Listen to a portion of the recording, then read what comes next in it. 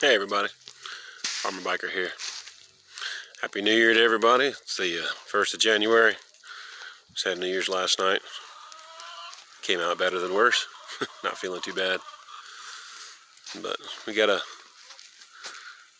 something new to show you this morning. Had a little birth a couple days ago. Let's come check this out.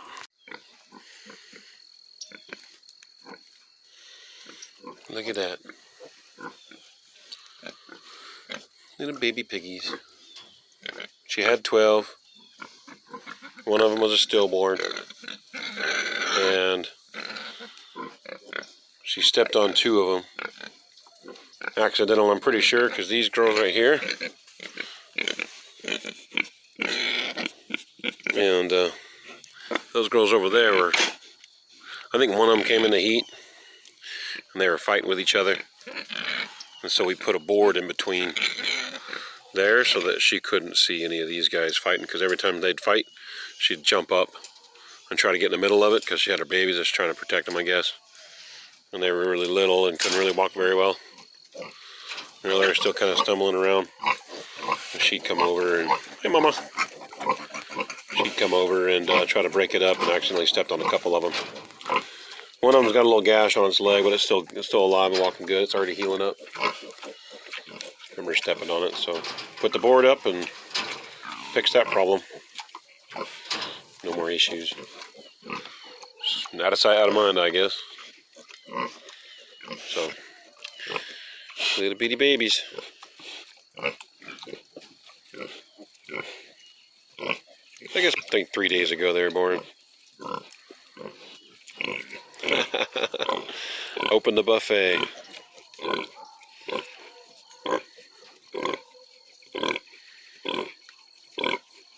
Look at that.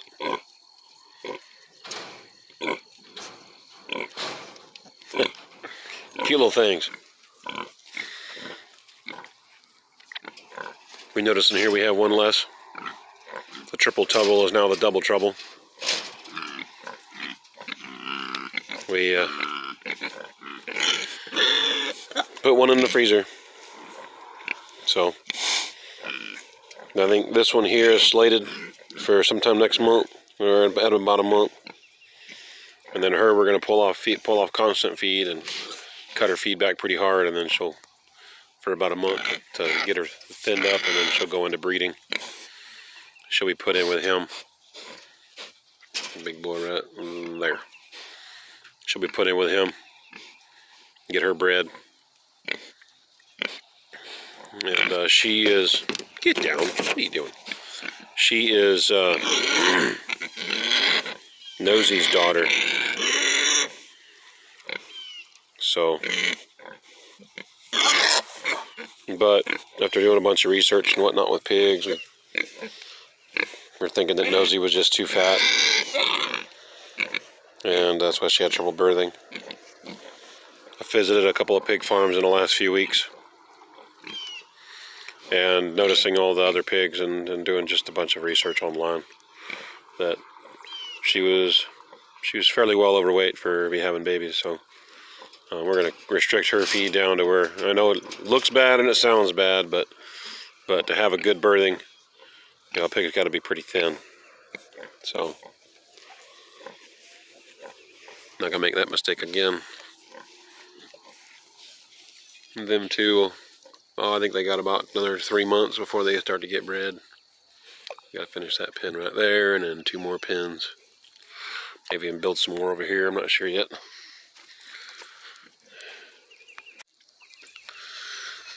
So, working on some fencing. See the gate?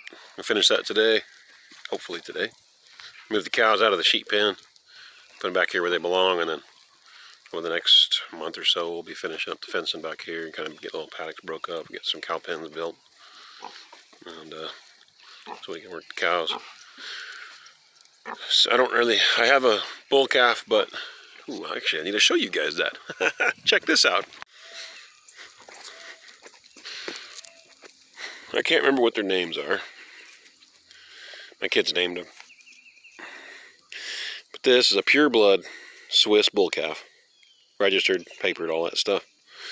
And then she is a half Swiss, half Holstein heifer calf. We got them from one of our neighbors because they were moving out of state and they didn't want to take them with. And now we have a bull, but he won't be ready to breed for, I don't know, a year and a half.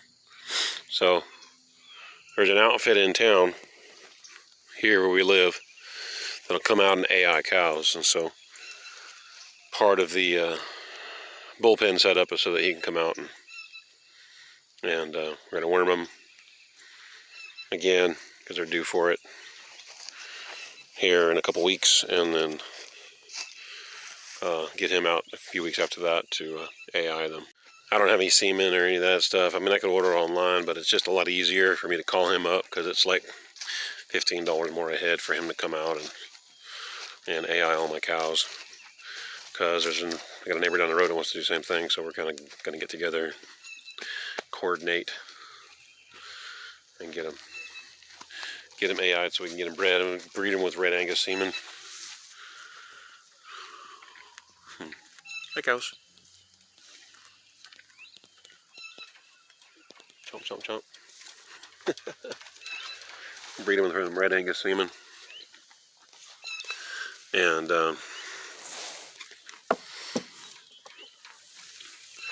get him bred. Hopefully they'll throw a few heifers. You know, that's kind of my ideal situation, is to have at least a couple of heifers out of these 4 cows. I don't really want Holsteins or dairy cows for my beef herd. I'd much prefer to have beef cattle. They're easier to handle. They birth easier. They're just easier to manage. Dairy cattle tend to be cantankerous, like it was, because Holsteins don't really raise very well. They're not as good as mothers as the Angus or some of the beef cattle. So having to bottle baby them, and when you bottle feed cows, there's a certain amount of, I guess you would call it, wariness around humans that's good for cows as far as survivability goes. And when you bottle feed them, they just lose all that, and they just pretty much just push you around, and they don't stay away from you. Like Bella here, the white one, she'll just come push against you and knock you down. And my kids, she just don't care. And well, she's probably 800 pounds right now, 700 pounds. And you know, she could knock my 8-year-old over really easy.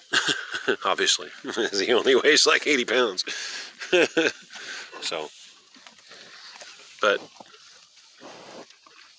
you know, hopefully we won't have to bottle baby the babies that they have. We probably will, and then after that they can raise their own. The Angus instincts are pretty good, you know, as far as raising babies. Check out the lambs. Still early morning, you get that morning glare and just the tiniest bit of fog left in the air from the night. Little baby lambs. He's got to get banded today. It might happen in a couple days. My wife's sick. Not COVID. She has food poisoning. It's not fun. Got it from a restaurant yesterday. There's a little one over there. Little baby lambs. They're running around good now, man. They run all over the place. And where is she? She is due any time now. Hopefully she'll throw twins. And we'll just keep growing with it. So we're gonna leave the ram in. You're not supposed to do it that way, but that's what I'm gonna do. I'm gonna leave the ram in for probably 3 more months, and then I'm gonna trade him off. He's right there, walking out, looking at me. He's behind that ewe. We'll trade him off, or try to sell him or something, or maybe buy another ram, a Katahdin ram. They're all Katahdins, but either I'm going to try to buy a Katahdin ram or a St. Croix ram, because they're both hair sheep, and they're actually related. Katahdins, St. Croix is one of their parent bloodlines, so I try to get a Katahdin or a St. Croix ram to put in here with my ewes, or I'll probably build a ram pen to keep him in, and I'll put him in with the ewes. Eventually, we're going to have quite a few sheep. That's kind of our plan, is to have sheep. The sheep market's decent, okay, down here in Florida, and with the amount of land that we have, which really isn't a whole lot of land, sheep are easier to manage. and we don't have to worry about them, you know, trying to break out like cows do if they're in a tight space. I don't have to build a heavy duty infrastructure for cows to be rubbing against on. Sheep are pretty easy on fence lines, so you just gotta, you know, and not only that, but you know, you build a facility that or fencing that can hold sheep, and eventually you can get goats. And my wife wants goats, even though I prefer not to have goats because goats are actually more of a pain in the ass to take care of than sheep are. I know there's people in the comments saying, go, no, goats are easier, goats are easier. I tell you what, you throw one drop of rain out of the sky, and you see how a sheep reacts and how a goat reacts. And a sheep will freak out thinking they're going to melt. Or a goat will, a goat will think they're going to melt, run for cover, and panic. The sheep will just keep on eating.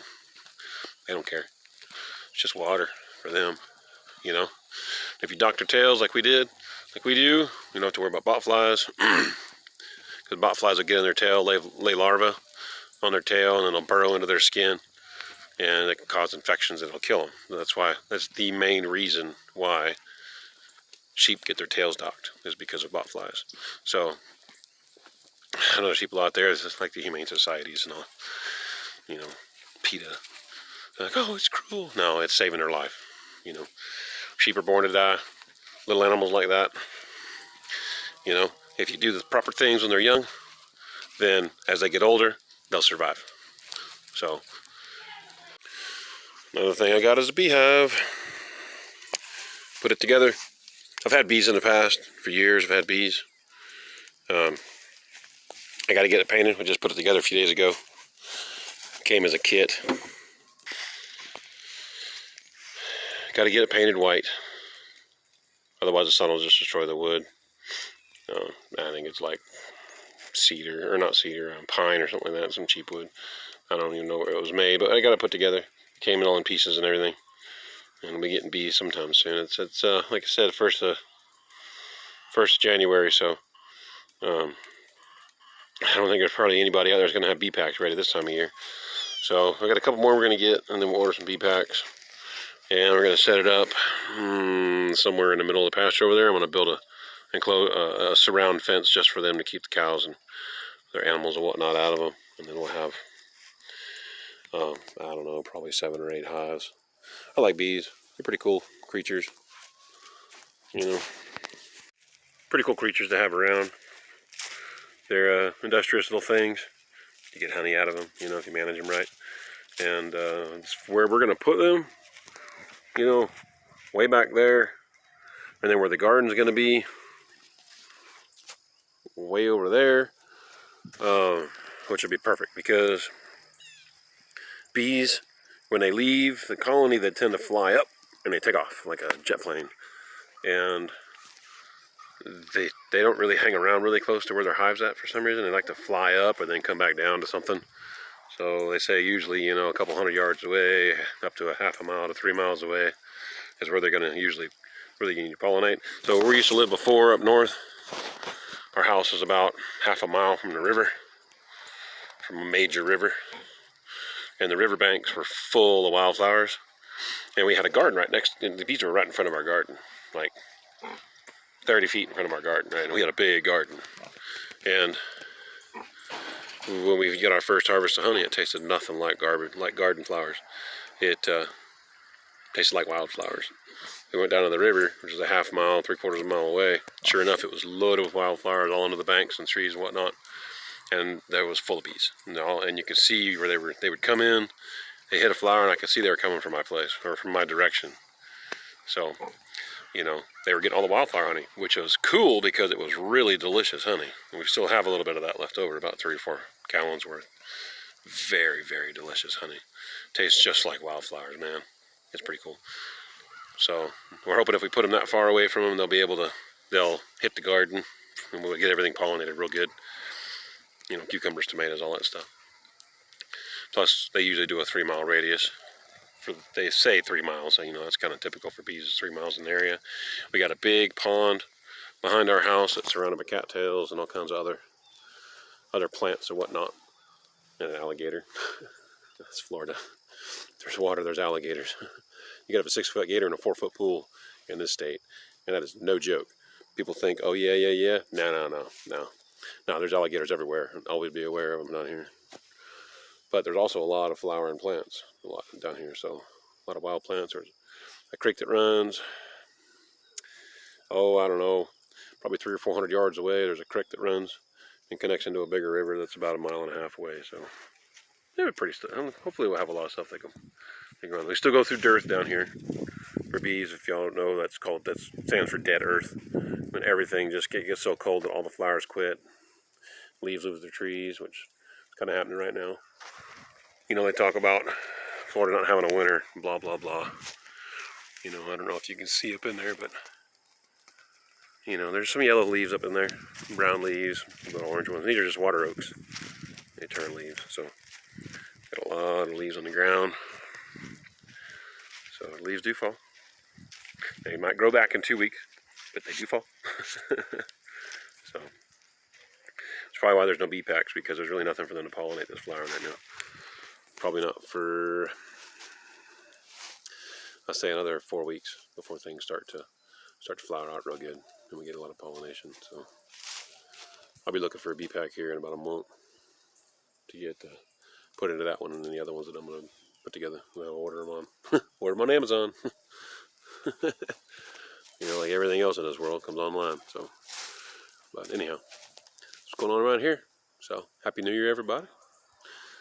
Thanks for watching, y'all. See you next time.